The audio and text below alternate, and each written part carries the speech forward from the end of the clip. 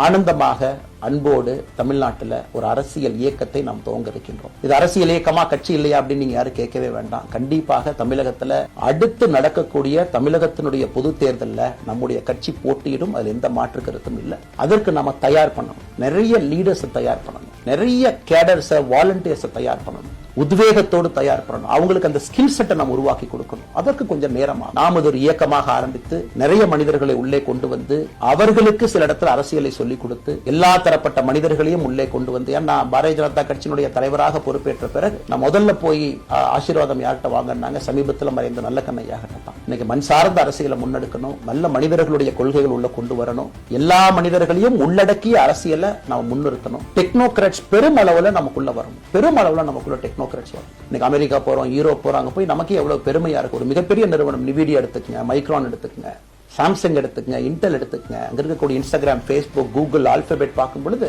Vice president பாத்தீங்கன்னா ஒரு தமிழன் அங்க உட்கார்ந்து இருக்கிறான். இந்தியன் என்கின்ற அடையாளத்தோடு அங்கே ஒரு தமிழன் அமர்ந்திருக்கின்றான். என்னுடைய கனவு உங்கள் பல பேர்த்த போல அவர்கள் எல்லாம் திரும்ப இங்கே வந்து அரசியல்ல ஏதோ ஒரு விதத்துல கான்ட்ரிபியூட் பண்றதுக்கு நம்முடைய இயக்கமும் நம்முடைய வருகின்ற காலத்துல நம்ம ஆரம்பிக்கக்கூடிய கட்சியும் அதற்கு உறுதுணையா இருக்கணும். அத்தனை டேலண்ட் ரிஃபைன் பண்ணி நம்ம கொண்டு வரும். தமிழ்நாட்டினுடைய வளர்ச்சிக்கு எல்லோரையும் நாம பயன்படுத்தணும்.